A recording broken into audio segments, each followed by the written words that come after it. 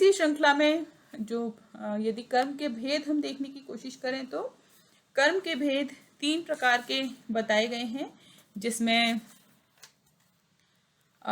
संचित, प्रारब्ध और वर्तमान या क्रियमाण कर्म की हम बात करते हैं।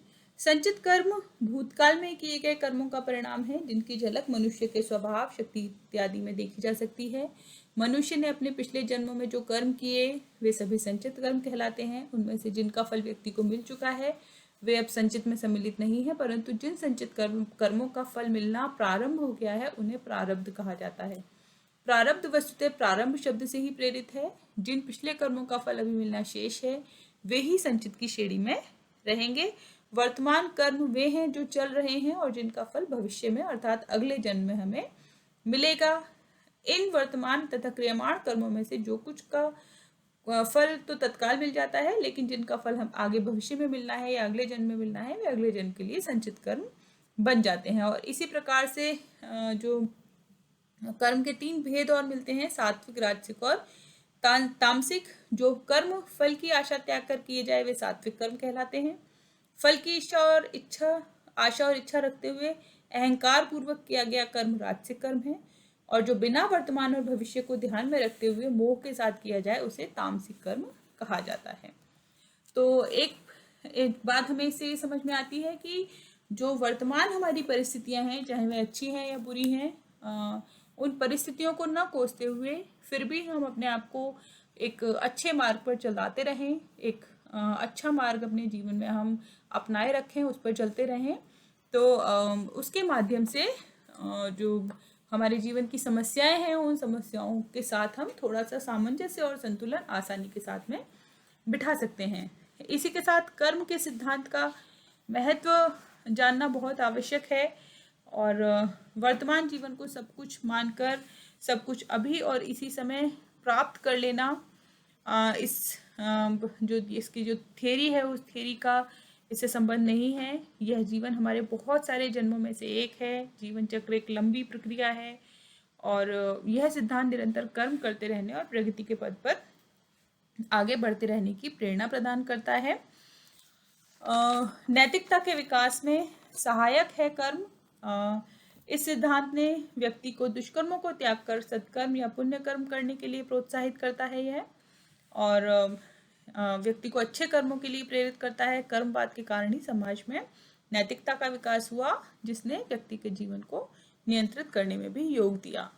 कर्म मानसिक संतोष और सामाजिक प्रतिष्ठा को बनाए रखने में सहायक है। प्रत्येक व्यक्ति जीवन में अपनी मौजूदा स्थिति से इसलिए संतुष्ट रहा है कि वह इससे पूर्व जन्मों के कर्मों का फल मानता है,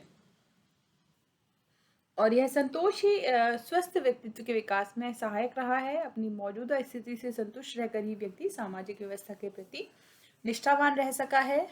इसके अतिरिक्त कर्तव्य पथ पर आगे बढ़ने के लिए सदैव प्रेरित करता है कर्म का सिद्धांत। व्यक्ति का अपने भूतकाल के कर्मों पर यह हालांकि कोई नियंत्रण नहीं होता, परंतु अपने स्वधर्म का पालन करते हुए अपने नियत कर्तव्यों को पूर्ण करते हुए अपने भावी जीवन को समुन्नत अवश्य बनाया जा सकता है, और यह सिद्धांत आशावादी और प्रगतिवादी व्यक्ति को बनाता है। समाज के संघर्षों को कम करने में सहायक है। संघर्ष उस समय अधिक होते हैं जब व्यक्ति अपनी मौजूदा स्थिति से असंतुष्ट और प्रयत्न के बावजूद भी असफल रहता है। तो कर्म के सिद्धांत ने वर्तमान स्थिति या मौजूदा सुख दुख या सफलता के लिए व्यक्ति को स्वयं उत्तरदायी माना है, क्योंकि यह सब कुछ उसी के प्रारब्ध कर्मों का फल है। इसी व्याख्या ने व्यक्तियों को अपनी सामाजिक स्थिति से संतुष्ट रखने और किसी प्रकार का विरोध या संघर्ष न करने के लिए भी प्रोत्साहित किया है।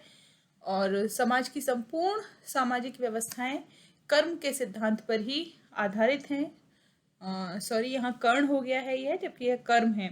कर्म सिद्धांत पर आधारित हैं, और इस सिद्धांत ने सभी सामाजिक व्यवस्थाओं को संगठित बनाए रखने में सहायता दी है, चाहे वह परिवार हो, वर्ण, आश्रम, धर्म, कुछ भी क्यों ना हो। व्यक्ति को प्रत्येक से संबंधित अपने दायित्व का निर्वाह करने, अपने नियत कर्तव्यों के पालन करने की बात की गई है। कर्म का सिद्धांत संपूर्ण समाज के कल्याण से संबंधित है। हालांकि यह सिद्धांत हमें व्यक्तिवादी प्रतीत होता है, परंतु वास्तव में यह व्यक्तिवादी नहीं है, बल्कि यह एक समूहवादी समष्टिवादी सिद्धांत है, और इसका आधार स्वधर्म का पालन तथा सभी प्राणियों के प्रति समानता की भावना और निष्काम कर्म की भावना है। जब व्यक्ति निष्काम भाव से कर्म करता है, सभी को समान समझता है, अपने प्रत्येक दायित्व का, कर्तव्य का निर्वाह करता है, तो परोपकार में वृद्धि होती है और समाज का कल्याण होता है। तो इस प्रकार हिंदुओं के अनुसार कर्म का सिद्धांत जीवन का एक दर्शन है जो इस बात पर जोर देता है कि व्यक्ति अपने किए हुए कर्मों को, अपने भूतकाल को तो त्याग नहीं सकता, परंतु इच्छा और प्रयत्न द्वारा उनके प्रभाव का अवश्य प्रतिकार कर सकता है। और कर्म का सिद्धांत व्यक्ति को स्वयं अपने भाग्य का निर्माता बनाता है।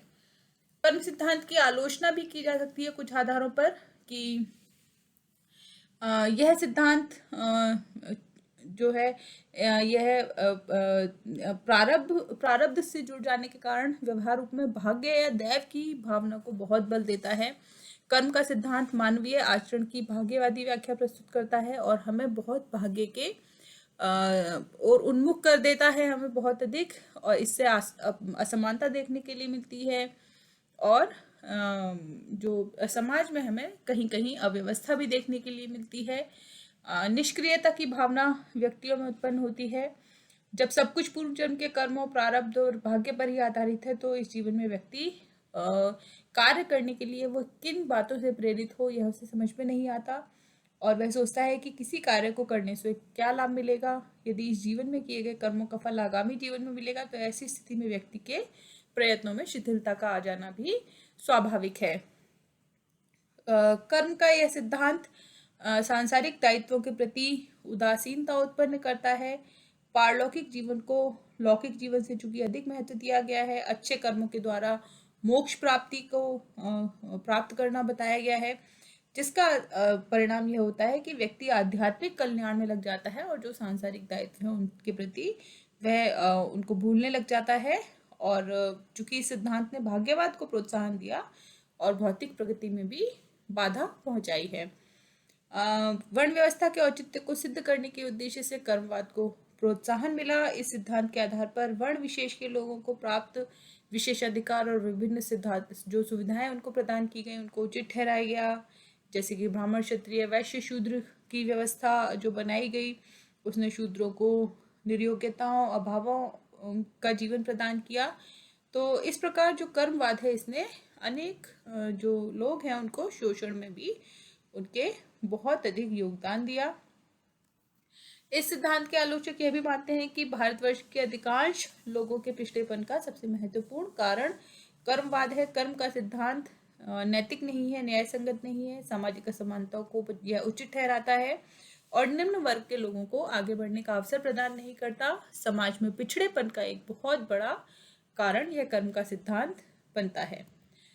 तो अंत में हमें यह ही ध्यान रखने की जरूरत है कि ये सही है कि कर्म करना चाहिए, फल की इच्छा नहीं करनी चाहिए और हम कर्म करें, अपने प्रयत्न हम करते रहें, बाकी रिजल्ट चाहे कुछ भी हो, कोई एक्सपेक्टेशन ज़्यादा ना करें, किसी से ओवर एक्सपेक्टेशन ना करें और सभी को समान समझें।